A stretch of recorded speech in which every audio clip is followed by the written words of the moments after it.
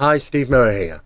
When it comes to homes being built over cemeteries, there's still a long-term debate still going on even now in regarding does that actually cause paranormal disturbances in that very home.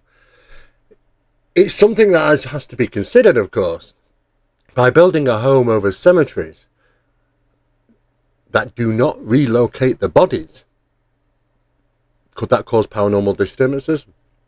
Some people believe yes, because you could have vengeful spirits in the sense of speaking. However, what is the science behind it? Well, there is some good cases out there that seem to suggest that actually does happen. However, you have to also consider that some years back, not too long ago, pretty much everybody went home to die, rather than at hospitals. So, it's quite known to be living in places which might have dwellings of people who had passed away, or even graves in some cases. I mean, how many people have come before us? Seemingly they were just buried into the ground, and houses have been developed and built over those places, maybe years later. And you have to sort of say, well, have they all been experiencing paranormal disturbances? Doesn't seem to be the case. However, so this is the problem when it comes to debating this area. I did an investigation in Seattle in the US some years ago, and it was initially thought that the home was built over native burial ground and was being haunted. There's disturbances that are taking place there were associated to because of the house was built over a native burial grounds. However, the investigation proceeded. We discovered that there kind of was more intelligent communications with Irish people with Irish accents, voices which were certainly Irish in accent. So, and we do know that a lot of the Irish came over from Ireland to develop certain housing developments and clearing area, and even got into skirmishes with Native Americans to gain those locations. So there was a strong footprint of the Irish being over there. But was that the situation in this particular home? We do not know. But it does seem to be some things associated to the Native American spiritualism, symbols that turned up. But of course, that happened before we were involved in that case, so we don't really know the authenticity. What we can say, though, is that, certainly strange paranormal phenomena was taking place there on a tremendous scale. But we can't exactly put our finger on it and say it was Native Americans. So, yes, there's this long-term debate in regarding does paranormal phenomena incur when you build a home over grave sites, especially those that you don't relocate the bodies? And it's not a good thing, in some locations, it's a quick turnaround. Housing developments in certain countries, they're building, they come across a body, it's tools down, and then within a few hours some guy comes out, exhumes the body, and it's back to business. However, in the UK, it's probably tools down for a month or so before we actually figure out what the hell it is, and can we continue doing the construction of our development. So, yes, it can be very problematic. Some incidents that have been reported around the world do suggest that there are cases of this that do happen, where homes have been built over graveyards and cemeteries where the bodies haven't been relocated, and it's kicked up some type of disturbances that seemingly are associated to that very location. One of the most significant incidents that's ever been reported was in Crosby in Texas in the US during the 1980s, with around about 5 homes that overlapped a certain area of the development site, which was over an old cemetery known as Black Hope. Now, I'm not going to go into great detail about Black Hope Cemetery. There's plenty of things on over the internet about that, but I just want to give you an outline in this video about some of the things that did happen, because what's interesting about this particular case is the abandoned homes. Residents just had to leave their homes and left them just standing there, and just write it off as a nightmare investment, a huge loss, and have to change their lives and relocate, and those houses just remained. It's a terrible shame if that is the case when people are having paranormal disturbances associated to their homes being built over a cemetery and you can't do nothing about it. Oh yes, they did try. They tried to go to court and things, and try and sue the company for, withholding this information. Some suggest that paranormal disturbances can continue until the spirits are at ease, that they've been identified, a gravesite, a cemetery, the bodies have been relocated, that sort of thing. However, again, we just do not know. There's just not enough information out there to sort of nail it down and say, yes, this is exactly the cause. However, there's some, like I said, some cases that stand out more than others when you could suggest, yeah, I don't want to buy a home that's been relocated, that's been built over a cemetery. I mean, I just don't know. There are local developments around near myself where they've reconditioned a hospital into apartments. People must have died there, but are they buried there? That's the thing. Maybe the burial and the dying process location is somewhat significantly different. There's just not enough information to actually call this, but these things are reported all over the world, actually, and some states in the US have had to put details out about if you purchased a home, which there has been paranormal disturbances noted and things like that. Some states say that you have to declare that. Most do not. And that's also happened in the UK as well, where people have tried on one occasion, which was an investigation I was doing in Derbyshire. The Lowes Cottage, it was actually called. The minute it said me falling asleep, I was being throttled. My mouth was full of cotton. I could really taste this old fusty cotton. It was like it was bulging. And my throat was being gripped and I was being shaken like that.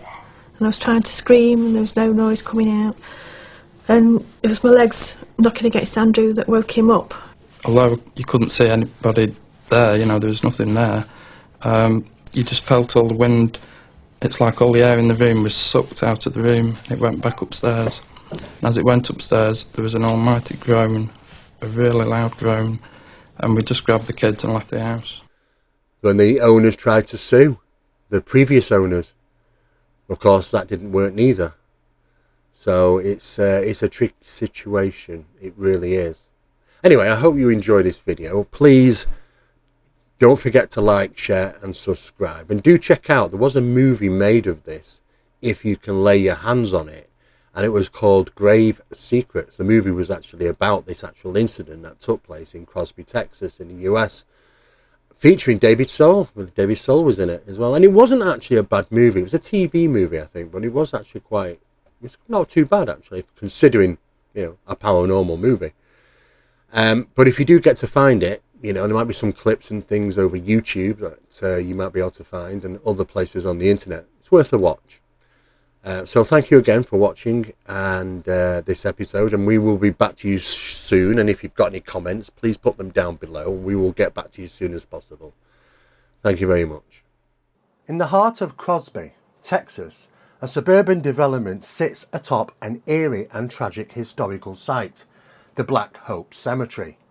What began as a seemingly ideal residential neighbourhood soon became the site of unexplained paranormal events, sparking a mystery that continues to haunt the area to this day. The Newport subdivision, built in the early 1980s by the Purcell Corporation, was constructed over the forgotten burial ground of former slaves and impoverished African Americans, a cemetery that had been left to decay and disintegrate. The consequences of building over these sacred resting places would prove to be nothing short of disastrous, affecting the lives of the residents, leading to legal battles and even causing deaths. The origins of the Black Hope Cemetery trace back to the post-Civil War era. The land was originally owned by the Mercell McKinney family, wealthy landowners and former slaveholders. Following the abolition of slavery, the McKinney family generously gave a portion of their land to former slaves, creating a community that included a school, a church, and of course a cemetery. This burial ground was a simple, unadorned resting place for the community's deceased. It was used primarily by former slaves and poor African Americans, with many of the graves being marked only by wooden stakes that gradually disintegrated over time. The last burial occurred in 1939, but over the decades that followed, the cemetery fell into neglect and the location became forgotten by most. Now, in the 1970s, the land including the cemetery was sold to a development company, the Purcell Corporation, which cleared the area to make way for the Newport subdivision. The developers, either unaware or indifferent to the cemetery's existence, did nothing to relocate bodies, instead constructing homes directly over the graves.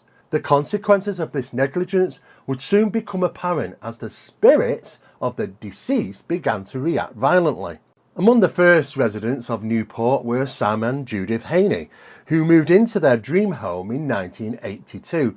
Their plans to build a swimming pool in their backyard would lead to a discovery that no one could have foreseen. As the construction crew began digging, an elderly man named Jasper Norton approached Sam with a warning. The land they were building on was the site of the Black Hope Cemetery. Initially skeptic, Sam dismissed the claim as an old man's superstition. However, Norton insisted, pointing out specific spots in the backyard where the graves were likely to be located. To verify the story, Sam decided to dig at those spots indicated by Norton. When the digging began, it didn't take long for the crew to hit something. What they uncovered were two wooden coffins containing human remains. Among the bones, they found wedding rings, which were later identified as belonging to Betty and Charlie Thomas, two freed slaves who had died in the 1930s.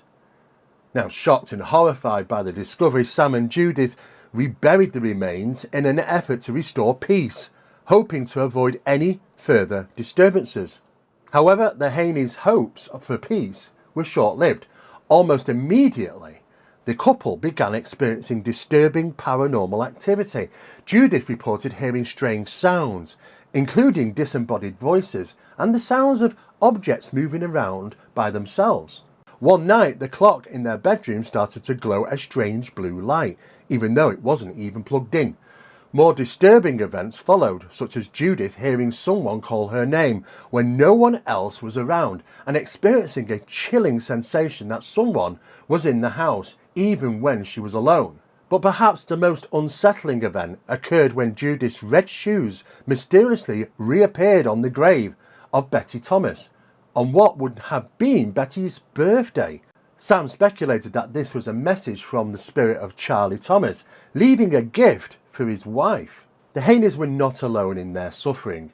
Their neighbours, Ben and Jean Williams, also reported strange occurrences in their home. At first, their garden, which had been thriving, began to wither and die, despite their best efforts to care for it. Additionally, strange depressions, shaped like coffins, began to appear in the yard, which would then inexplicably fill with dirt and reappear days later. Inside their home, the Williams experienced cold spots, shadowy figures moving through rooms, and heard disembodied whispers. One night, Ben saw two ghostly figures walking down the hall towards Jean's bedroom. As he rushed to protect her, he felt a strange cold sensation as he passed through the figures, who seemed to vanish into thin air. Determined to prove that their home was built over a graveyard, the Williams decided to dig in their backyard. Jean, along with her daughter Tina, began digging near an old oak tree, a spot they believed to be significant.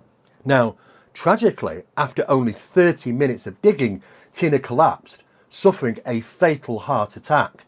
Despite efforts to revive her, Tina passed away 2 days later.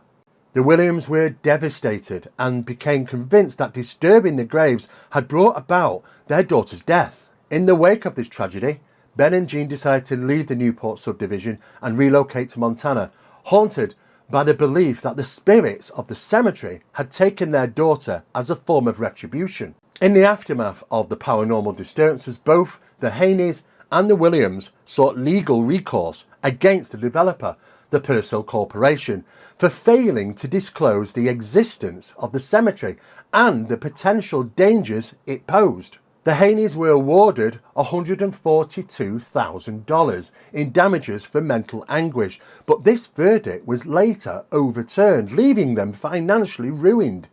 The judge ruled that the developer was not responsible for the disturbances, and the Haneys were ordered to pay $50,000 in court costs. The financial strain led to the Haneys filing for bankruptcy, further compounding their hardship. The Williams too attempted to sue the developer, but their case was simply dismissed, leaving them without justice. Other residents of the Newport subdivision also reported strange occurrences. Jan Clark, a neighbour of the Haneys and the Williams, recalled how her granddaughter frequently saw a brown man in her bedroom, a shadowy figure that would stare at her before disappearing. Another neighbour, Venny Luna, reported poltergeist-like activity in her home, including objects being thrown, shadowy figures haunting her living room. The phenomenon was not limited to just a few residents. It seemed to spread throughout the local community. The haunting presence of the spirits, angry over the desecration of their resting place, appeared to be growing stronger within time. The case of the Black Hope Cemetery brings to light the significant ethical and legal concerns. One of the most pressing issues raised by the residents is the failure of the Purcell Corporation to disclose the cemetery's existence. At that time and in the state of Texas, real estate disclosure laws typically did not require sellers to disclose paranormal activity. But in cases like this, where the disturbances are tied to physical harm and emotional trauma, there is a strong argument for the more comprehensive disclosure laws. In many states, sellers are not required to disclose whether their property is located on a burial ground, unless it directly affects the property's physical condition. However, the psychological and emotional toll of living in a haunted house can be just as damaging as physical harm, suggesting that such information should be included in property disclosures. Additionally, the desecration of the Black Hope Cemetery raises important ethical questions. The cemetery, once a resting place for the freed slaves and impoverished African Americans, was treated with complete disregard when the subdivision was built over it. The lives of these individuals, who had already suffered immense hardships during their lifetimes, were further disrespected when their final resting place was violated in such a manner. Developers must take greater care to identify and preserve historical sites, particularly burial grounds, to avoid repeating the tragic events that unfolded in Crosby. The haunting legacy of Black Hope Cemetery serves as a stark reminder that the past is never truly buried, pardon the pun. The spirits of those who were disturbed have left their mark on the Newport subdivision, and their angry, vengeful presence allegedly continues to affect those who live there. The tragic death of Tina Williams and the mental anguish endured by the Haneys and other residents illustrate the profound consequences of disturbing the dead. Though some residents have reported no paranormal activity, the accounts of the Haneys, the Williams and their neighbours cannot be so easily dismissed. In the years since the Newport subdivision was built, the mystery of the Black Hope Cemetery continues to perplex both the living and the dead. The question of whether the spirits were angry at the disturbance of their graves or whether the phenomenon was a result of the residents' own psychological stress remains unanswered. The hauntings are said to linger, a chilling reminder that the sins of the past may never truly be forgotten. The story of the Black Hope Cemetery is not just a ghost story, it is a cautionary tale for developers, homeowners, and society as a whole. It is a reminder that history, especially the history of marginalised communities, must be treated with respect. To disturb the dead is to invite the consequences, and in the case of the Newport subdivision, those consequences were both real and terrifying. I want to thank you for watching this video. Please don't forget to like, share and subscribe, and to hit that notification icon to be reminded when the next video is up. Thank you for watching.